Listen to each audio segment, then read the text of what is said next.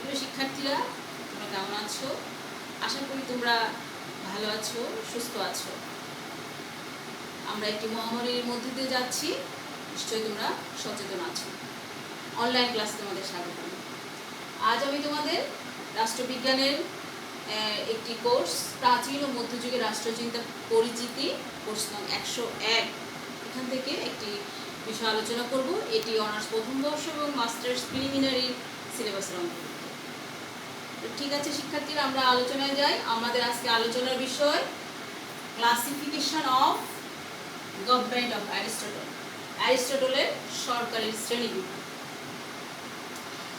অ্যারিস্টটলের সরকারের শ্রেণী, তোমরা অ্যারিস্টটলকে নিশ্চয়ই অ্যারিস্টটল সম্পর্কে তোমরা নিশ্চয়ই জানো। তিনি একজন দার্শনিক, রাষ্ট্রচিন্তাবিদ, প্রাচীন গ্রিসের। তো আমরা আরেকটু বেশি বিস্তারিত জানবো তার সম্পর্কে, তার দর্শন আলোচনার পূর্বে। অ্যারিস্টটল আজ থেকে প্রায় 2500-3000 বছর পূর্বে প্রাচীন গ্রিসের ম্যাসিডন নগরাষ্ট্রের ইস্তাগোরিয়া নামক স্থানে জন্মগ্রহণ করেন খ্রিস্টপূর্ব 384 অব্দে। খ্রিস্টপূর্ব 384 অব্দে তিনি ম্যাসিডনে ইস্তাগোরিয়ায় জন্মগ্রহণ করেন। অ্যারিস্টটলের পিতা ছিলেন একজন ম্যাসিডনের রাজচিকিৎসক। তো ধারণা ছিল যে অ্যারিস্টটল হয়তো বড় হয়ে পিতার বৃত্তি পেশাটাই গ্রহণ করবে, কিন্তু দেখা যাচ্ছে যে বাল্যকাল থেকে অ্যারিস্টটলের দর্শনের প্রতি আকর্ষণ বেশি। শুধু দর্শনই নয়, অ্যারিস্টটলের সকল বিষয়ের প্রতি ছিল অগাধ জ্ঞান। পদার্থবিদ্যা, জ্যোতিষশাস্ত্র, অর্থনীতি, ইতিহাস, রাজনীতি, চিকিৎসাশাস্ত্র, সকল বিষয়ে ছিল তার অগাধ পারদর্শিতা। তো যার কারণে দর্শনের প্রতি তার আকর্ষণ বেশি থাকার কারণে তিনি খুব ছোটবেলাতেই, মাত্র 17 বছর বয়সে তিনি এথেন্স গমন করেন। এথেন্স ছিল তৎকালীন সময় গ্রিসের একটি উন্নত নগররাষ্ট্র। এটি শিক্ষা এবং সংস্কৃতির সকল দিক থেকে খুবই নামকরা একটি নগররাষ্ট্র ছিল, বিখ্যাত ছিল। এবং সেখানে যে তিনি প্লেটোর যে শিক্ষা প্রতিষ্ঠান একাডেমি, সেই একাডেমিতে ভর্তি হন এবং প্লেটোর সাথে তার সাক্ষাৎ হয়।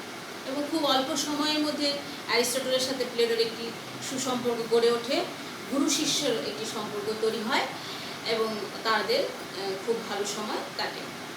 তো অ্যারিস্টটলের ধারণা ছিল হয়তো প্লেটোর মৃত্যুর পরে তিনি এই একাডেমির সর্বোচ্চ পদে অধিষ্ঠিত হবেন। এটা তার ইচ্ছা ছিল বা তার আশা ছিল, কিন্তু বাস্তবে সেটা হয় নাই। প্লেটোর মৃত্যুর পরে অ্যারিস্টটল চলে যান, এথেন্স ত্যাগ করেন। এথেন্স ত্যাগ করে তিনি চলে যান, অ্যারিস্টটল চলে যান হারমিয়াসের রাজদরবে, অ্যাটানিসের শাসক হারমিয়াসের রাজদরবে, অর্থাৎ এশিয়াতে চলে যান। সেখানে গিয়ে তিনি 3 বছর অবস্থান করেন।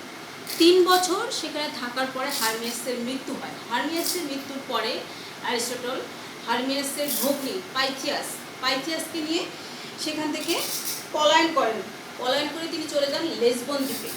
এবং পাইথিয়াস ছিল অ্যারিস্টটলের খুব অনুসারী ভক্ত এবং পরবর্তীতে তারা পরিণয় সূত্রে আবদ্ধ হন।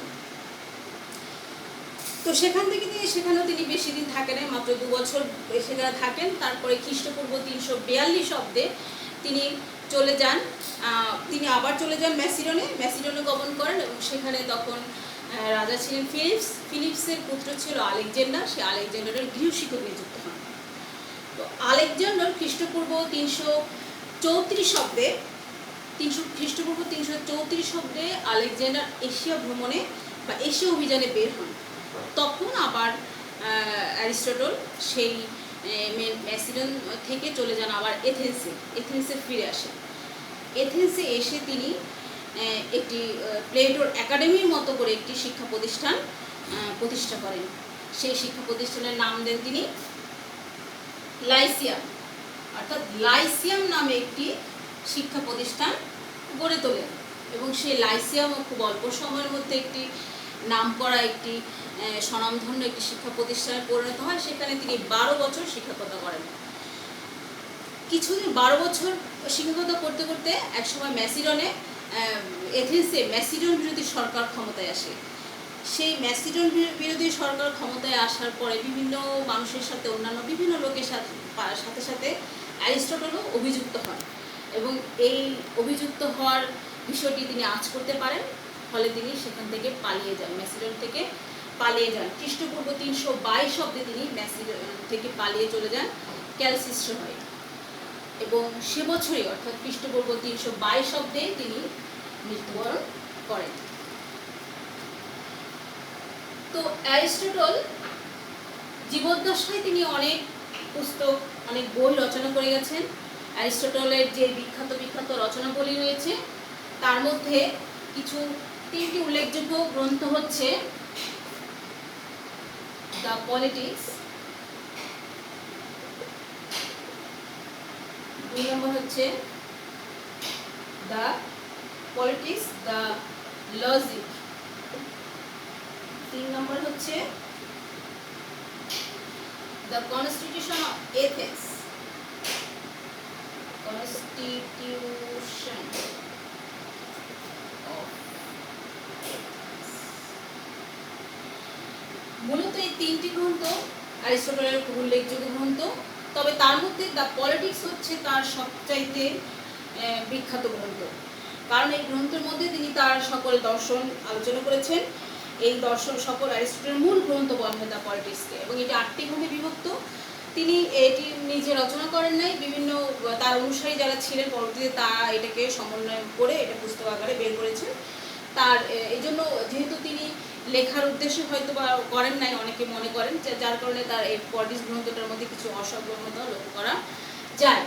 তো শিক্ষার্থীরা, তোমরা এই পলিটিক্স গ্রন্থটি নিজেরা সংগ্রহ করে পড়বে, এটা নিজেরা সংগ্রহ করে পড়বে। অ্যারিস্টটলের নিজের গ্রন্থ, এটা তোমাদের বাংলা ভাষণ আছে, তোমরা পড়ে নিতে পারবে। তো অ্যারিস্টটল ছিলেন অত্যন্ত বাস্তববাদী একজন দার্শনিক। তিনি ইতিহাস বিশ্লেষণ করে সবকিছু তুলে ধরার চেষ্টা করেছেন, সবকিছু কম্পারেটিভ বিশ্লেষণ করেছেন, এবং তিনি প্লেটোর মতো কল্পনাপ্রবণ ছিলেন না। তিনি সবকিছুকে বাস্তবের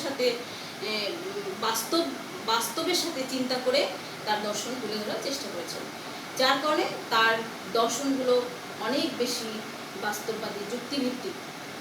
অ্যারিস্টটল শুধুমাত্র যুক্তিভিত্তিক আলোচনাই করেন না, অ্যারিস্টটল রাষ্ট্রবিজ্ঞানকে অন্যান্য বিজ্ঞান থেকে আলাদা করে একটি স্বতন্ত্র বিজ্ঞান হিসাবে মর্যাদা দিয়েছেন, একটি রূপদান করেছেন। এই জন্য তার এই রাষ্ট্রবিজ্ঞানকে স্বতন্ত্র বিজ্ঞানের রূপদান কারণেই অ্যারিস্টটলকে রাষ্ট্রবিজ্ঞানের জনক বলা হয়।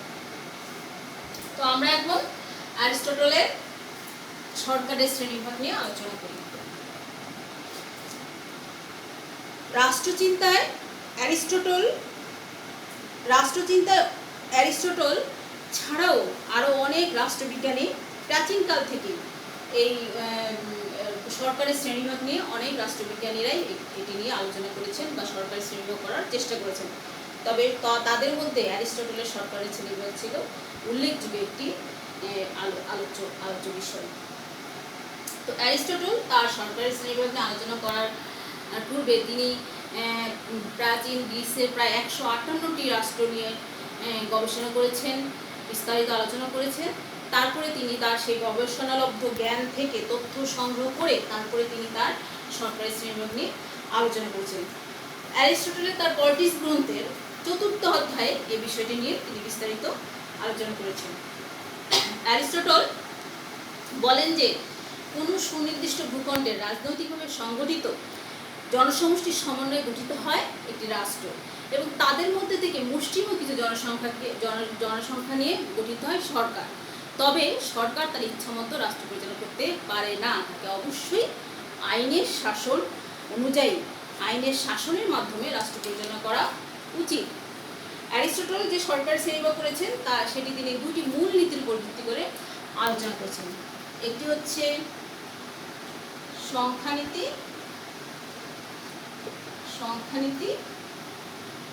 আর একটি হচ্ছে উদ্দেশ্য নীতি। সরকারের সংখ্যা এবং সরকারের উদ্দেশ্যের নীতির উপর ভিত্তি করে তিনি সরকারের রূপকে 2 ধরনের রূপ দিয়েছেন। একটি হচ্ছে শুদ্ধ রূপ, নর্মাল, আরেকটা হচ্ছে নর্মাল ফর্ম, আরেকটা হচ্ছে বিকৃত রূপ, পারভার্টেড ফর্ম।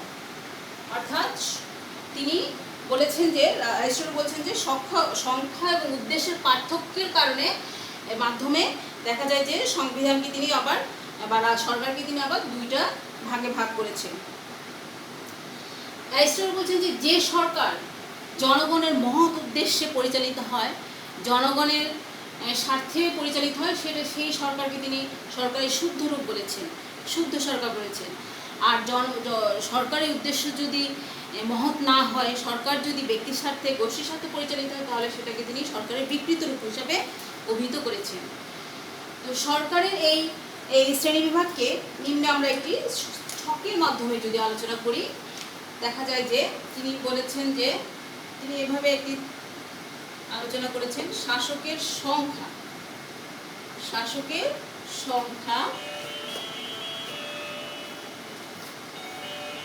শুদ্ধ রূপ বা আমরা বলতে পারি স্বাভাবিক রূপ, নর্মাল ফর্ম, স্বাভাবিক রূপ।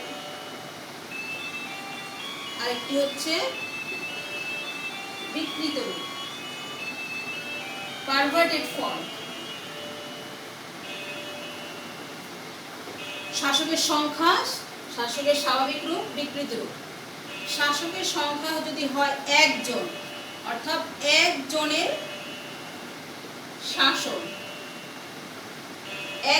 শাসন, সেক্ষেত্রে স্বাভাবিক সরকারকে তিনি বলছেন রাজতন্ত্র, অর্থাৎ মোনার্কি। এই রাজতন্ত্রের বিকৃত রূপ হচ্ছে স্বৈরতন্ত্র, টিরানি। সরকারের সংখ্যা যদি কয়েকজন হয়, অর্থাৎ কয়েকজনের শাসন, তাহলে এটা স্বাভাবিক রূপকে তিনি বলছেন অভিজাততন্ত্র,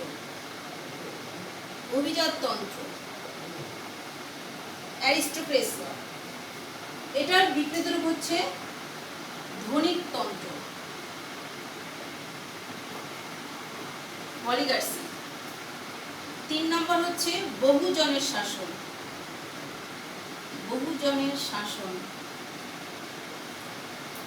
সরকার যদি বহুজনের হাতে থাকে ক্ষমতা, তাহলে সেটার যে স্বাভাবিক রূপ সেটাকে তিনি বলছেন মধ্যতন্ত্র, পলিটিক। এটার বিকৃত রূপ হিসেবে তিনি বলছেন গণতন্ত্র। তাহলে অ্যারিস্টটলের যে সরকারের শ্রেণীবিভাগ তিনি করেছেন, সেখানে স্বাভাবিক রূপ এবং বিকৃত রূপ, যে নর্মাল ফর্ম এবং পারভার্টেড ফর্ম মিলে আমরা যে কয়টি সরকারের অস্তিত্ব লক্ষ্য করছি, অর্থাৎ স্বাভাবিক সরকার হিসেবে তিনি 3টিকে দেখিয়েছেন, বিকৃত সরকার হিসেবে 3টিকে। তাহলে আমরা মোট কয়টি সরকার পেলাম? 6টি সরকার পেলাম। অ্যারিস্টটল বলছেন যে সরকারের শাসন ক্ষমতা, শাসকের সংখ্যা যদি একজন হয়, অর্থাৎ একজনের হাতে যদি সরকার ক্ষমতা থাকে, রাষ্ট্রের ক্ষমতা, এবং তিনি যদি মহৎ উদ্দেশ্য নিয়ে রাষ্ট্র পরিচালনা করেন, তাহলে সেটাকে তিনি বলছেন রাজতন্ত্র। কিন্তু রাজা যদি তার উদ্দেশ্য থেকে বেরিয়ে আসেন, যদি জনস্বার্থে না করে যদি ব্যক্তি স্বার্থে বা গোষ্ঠীর স্বার্থে কাজ করেন, তাহলে সেটা বিকৃত রূপ ধারণ করে হয়ে যাবে স্বৈরতন্ত্র।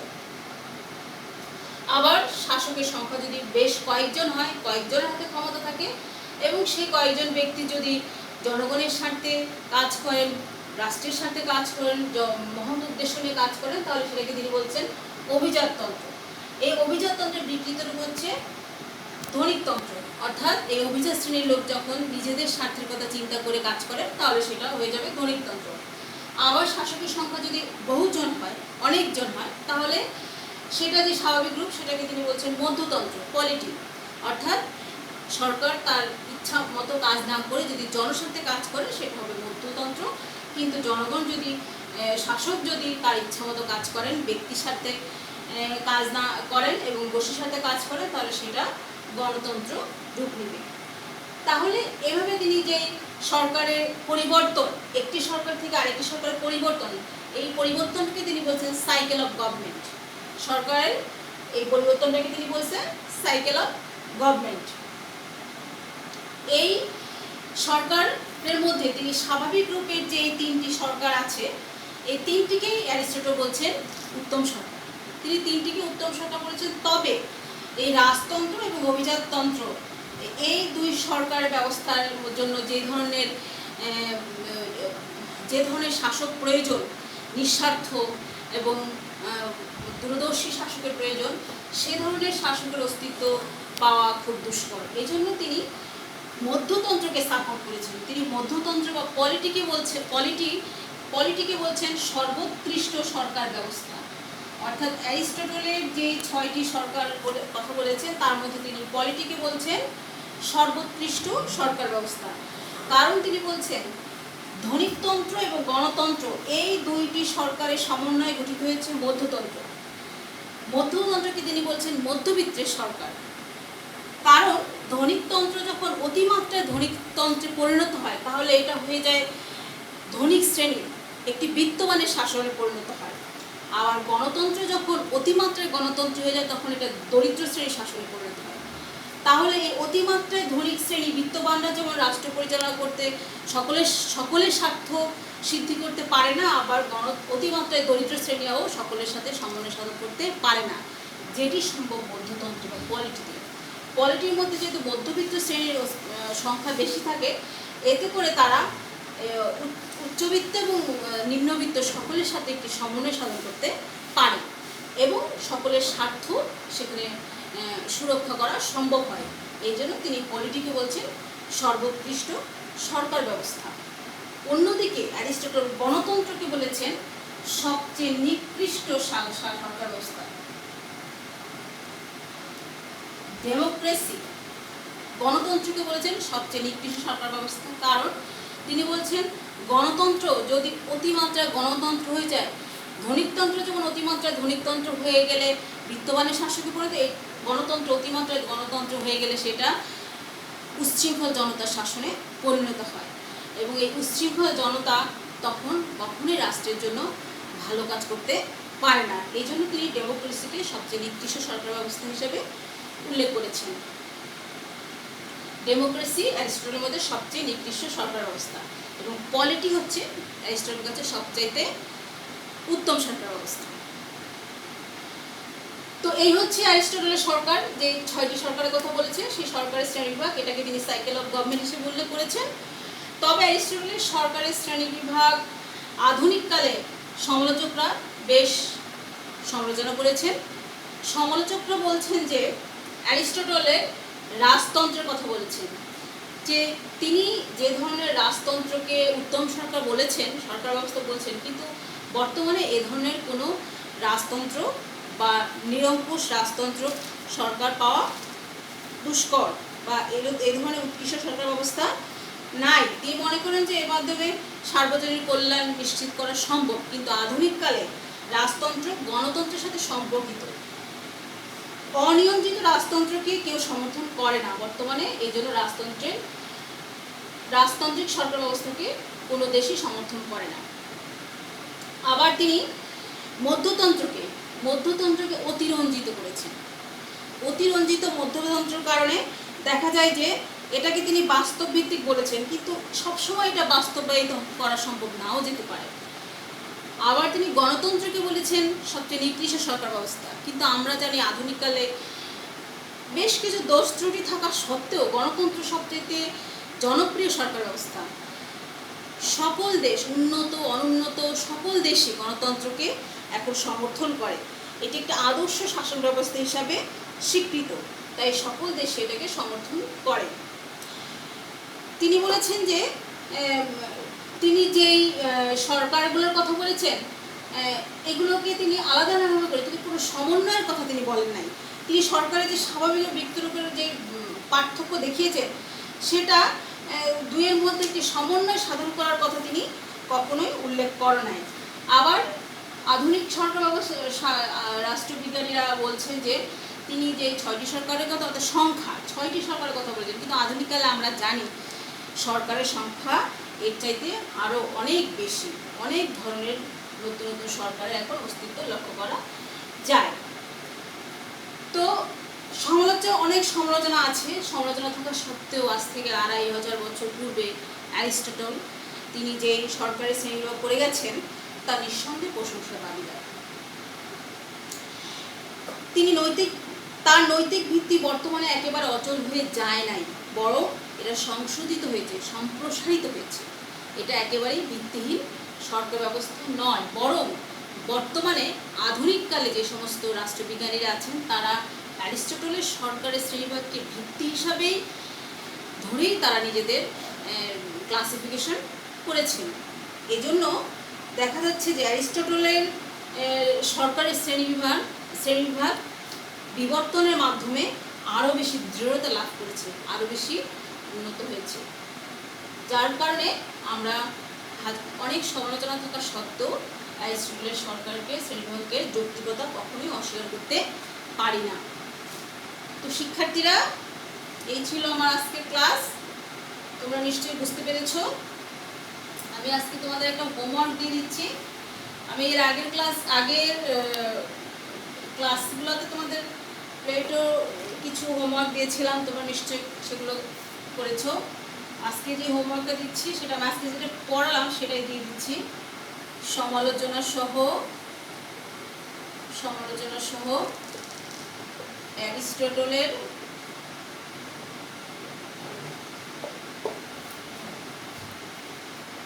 সরকারের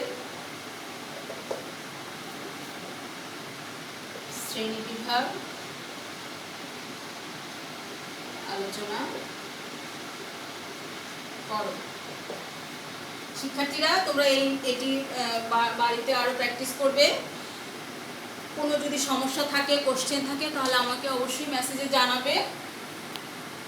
আর বাড়িতে সুস্থভাবে ভালো মতো থাকবে, বড়দের খেয়াল রাখবে, ছোটদের খেয়াল রাখবে, সচেতন থাকবে। আমাদের এই দুঃসময়ের মধ্যে আমাদের সকলকেই সচেতন থাকতে হবে, ভয় না পেয়ে সচেতন থাকতে হবে। আশা করি আজকের ক্লাস তোমাদের ভালো লেগেছে। আজ এই পর্যন্তই। আগামী ক্লাসে আবার দেখা হবে নতুন নতুন টপিকস নিয়ে। ধন্যবাদ।